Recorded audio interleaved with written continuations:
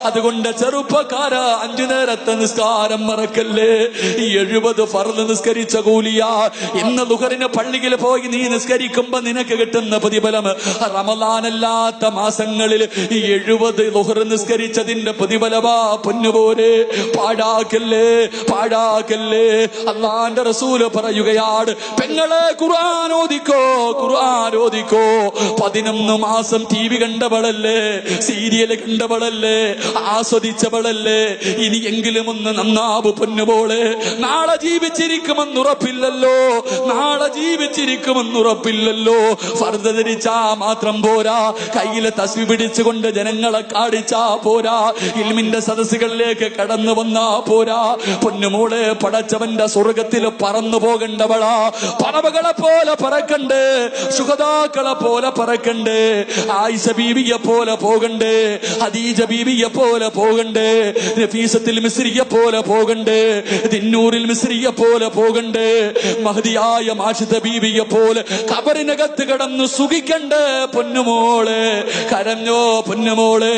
അത് റമളാനിന്റെ മാസമാണ്. അല്ലാഹുവിന്റെ റസൂൽ പറയുകയാ, റമളാൻ മാസത്തിൽ ആരെങ്കിലും ഒരായത്തോതിയാല്, റമളാൻ മാസത്തിൽ ആരെങ്കിലും പരിശുദ്ധമായ ഖുർആനിലെ ഒരായത്തോതിയാ, മഹാനായ അബൂദർ റളിയല്ലാഹു തആല റിപ്പോർട്ട് ചെയ്ത ഹദീസിൽ കാണാം, ആരെങ്കിലും ഒരു ദിവസം ഒരായത്തോതിയാൽ അല്ലാഹുവിന്റെ റസൂല് പറയുകയാണ്, അല്ലാഹുവിന്റെ റസൂല് പറയുകയാ, എന്റെ പ്രിയമുള്ള സഹോദരങ്ങളെ, 100 വർഷം നിസ്കരിച്ച പ്രതിഫലമാ പൊന്നുപോലെ.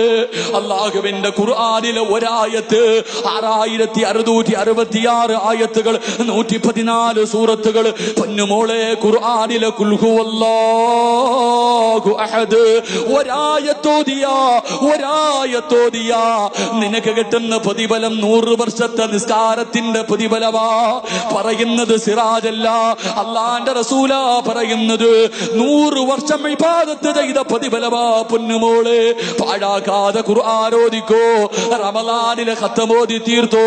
പ്രായമുള്ള ഉപ്പമാരോട് ഉമ്മമാരോട് ഈ ആയുസിന്റെ ഇടയിൽ ഒരത്തമെങ്കിലും ഓതാ തയ്യാറെടുത്തോ.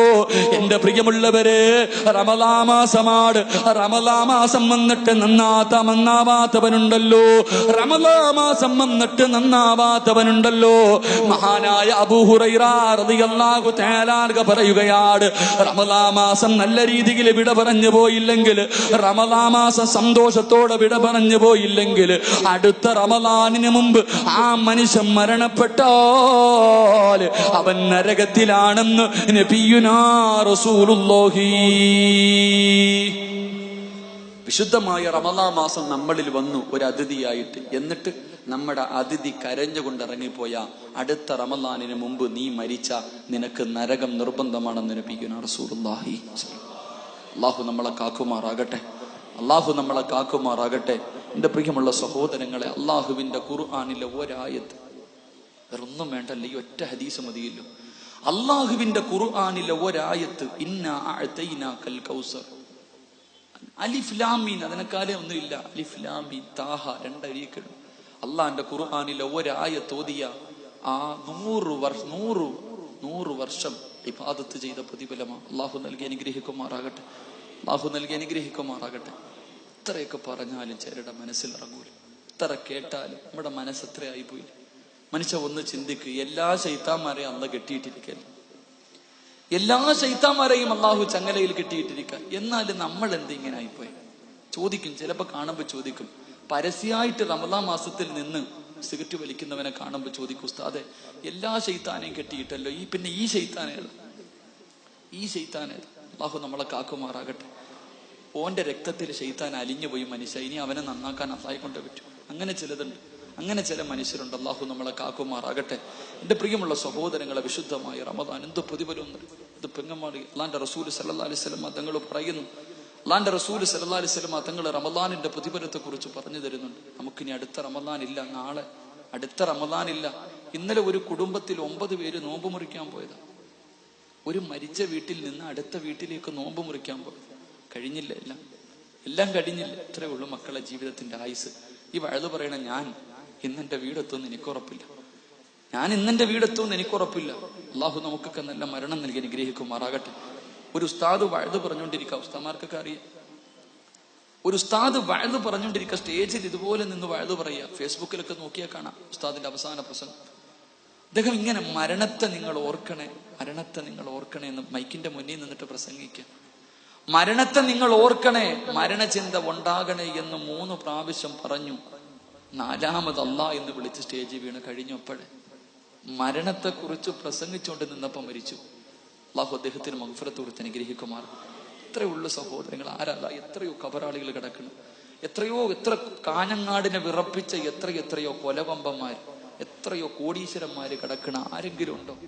ആരെങ്കിലും തിരിഞ്ഞു നോക്കുന്നുണ്ടോ ഈ പള്ളിക്കാട്ടിൽ? നിങ്ങൾ പോകുന്നുണ്ടോ? അതിലേക്ക് നിങ്ങളുടെ വാപ്പ കബറി കിടപ്പുണ്ടല്ലോ. വെള്ളിയാഴ്ച എപ്പോഴെങ്കിലും പോയി ഒരു യാസീൻ ഓതും. തിരക്കായി പോയില്ല എല്ലാവർക്കും, നിങ്ങൾക്കൊക്കെ വലിയ തിരക്ക. വാപ്പാന്റെ കബറിൽ പോയിട്ട് ഒരു യാസീൻ ഓതാൻ സമയമില്ല. പള്ളിക്കാട്ടിൽ കൂടെ പോകുമ്പോഴേ അസ്സലാമു അലൈക്കും യാ ദാറ ഖൗമിൽ മുഅ്മിനീൻ ഇന്നാ ഇൻഷാ അല്ലാഹു ബിക്കും ഒരു സലാം പറയാൻ സമയമുണ്ട്. നമ്മളൊക്കെ ഇങ്ങനെ ആയിപ്പോയി. അള്ളാഹു നമ്മളെ നന്നാക്കി തരുമാറാകട്ടെ. ഇനി എന്ന് നന്നാകാനാ? റമളാൻ വന്നിട്ട് നന്നാവാത്തവൻ ഇനി ഒരിക്കലും നന്നാവൂല. ഇന്ന് നന്നായില്ലെങ്കിൽ നമ്മൾ ഇനി നന്നാവൂല. ഏറ്റവും കൂടുതൽ ഉപദേശം മനസ്സിൽ സ്വാധീനിക്കുന്ന സമയവാ. അതുകൊണ്ട് എൻ്റെ പ്രിയമുള്ള സഹോദരങ്ങളെ, ജീവിതം റമളാനാണ്. ഇനി അടുത്ത ദിവസം ഉണ്ടോ എന്ന് എനിക്ക് ഉറപ്പില്ല, നിങ്ങൾക്ക് ഉറപ്പില്ല. അതുകൊണ്ട് നന്മകൾ ചെയ്ത് അള്ളാഹുവിലേക്ക് അടുക്കാൻ പരിശ്രമിക്കും. അള്ളാഹു നമുക്ക് ഈമാൻ നൽകി അനുഗ്രഹിക്കുമാറാകട്ടെ. കരഞ്ഞോ നീ? നിന്നെ കൊണ്ട് പറ്റുന്നത്ര കര. ആരും കാണണ്ട.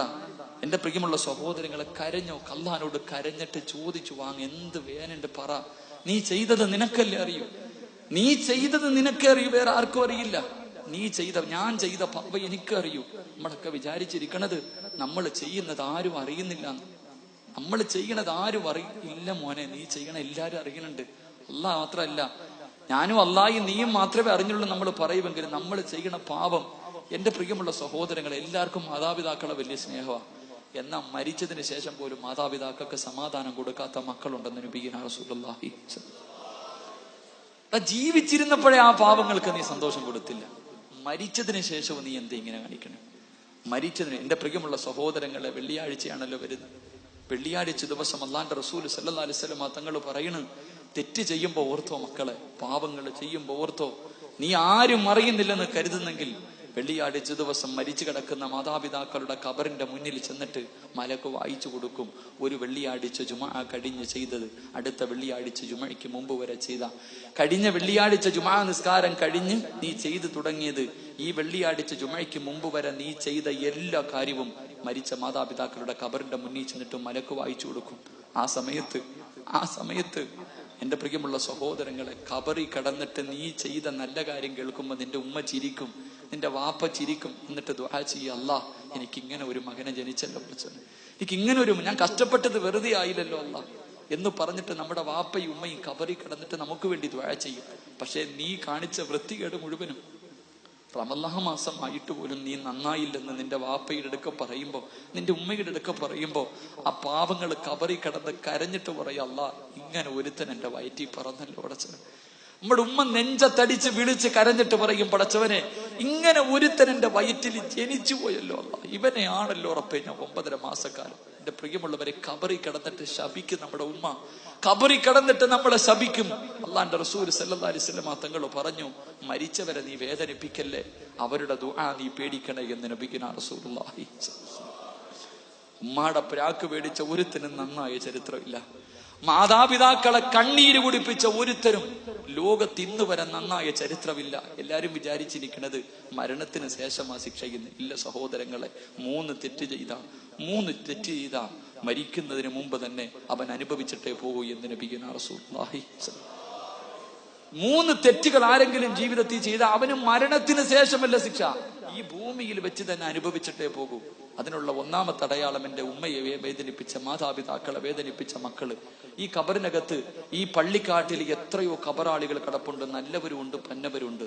റമളാൻ മാസത്തിൽ എല്ലാ ഖബറാളികളുടെയും ശിക്ഷ അള്ളാഹു നിർത്തിവെക്കുന്ന 27-ാം രാവിന്റെ അന്ന് കാഫിരീങ്ങളുടെ ഖബറിൽ പോലും ശിക്ഷ ഉണ്ടാവൂല.